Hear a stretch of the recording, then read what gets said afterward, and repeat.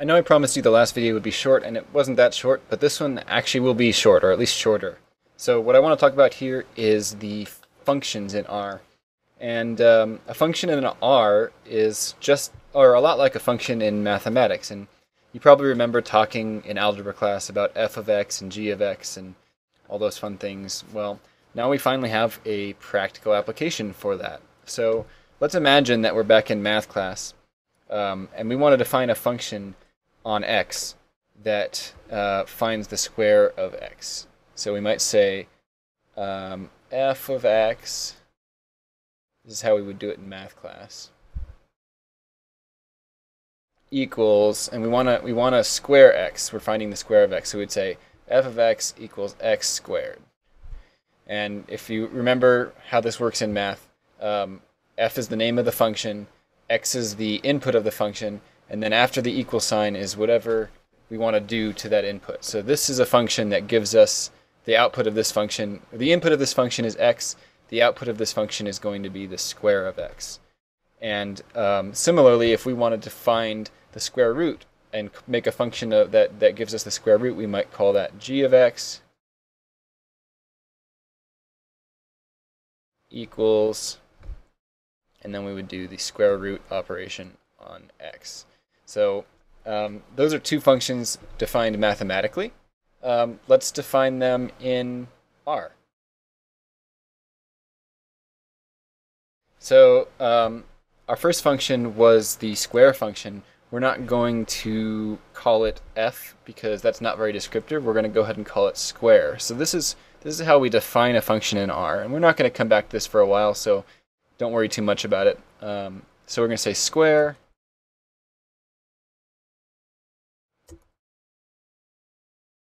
function of x, and then when we're defining a function, we use these curly brackets, curly braces, to define the function. So we could say x squared.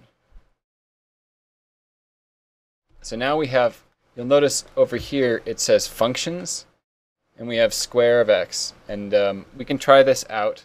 If we just type in, we can, so R, once you have a function in R, you can call that function just like you might expect by typing its name and then putting whatever input you want into it. So if we want to find the square of 5, there it is. Now, I know this is kind of a silly function. It's really simple, but it shows us that we can define a function. But now this is kind of where we start actually programming. But anyways, R has a lot of built-in functions, and we'll be seeing a lot of them in the upcoming videos.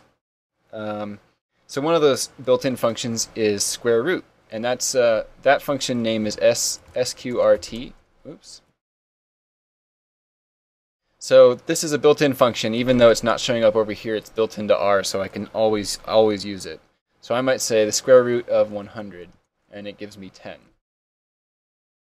And you saw this in the last video. So one of the cool things about R is that we can put functions inside of each other, or in other words, we're saying that the output of one function will be the input to the next one. And this is exactly the same thing as composing functions in algebra. If you remember when you had things like f of g of x, or composing functions, and it was annoying. Well, we can do the same thing here. So what would we say if we what happens when we try to find the square root of our square function of 5? So we would say square root, this is the outer function, and then inside that we're doing square of 5. So what's this function going to do? What is this going to do, this line of code? Well, we're gonna do square 5 like we did up here, which is going to give us 25. So that's going to be 25 in there. And then we're going to find the square root of 25. So that's just going to come back out as 5. And what we did here was basically just square a number and then unsquare it. But we did it by composing functions.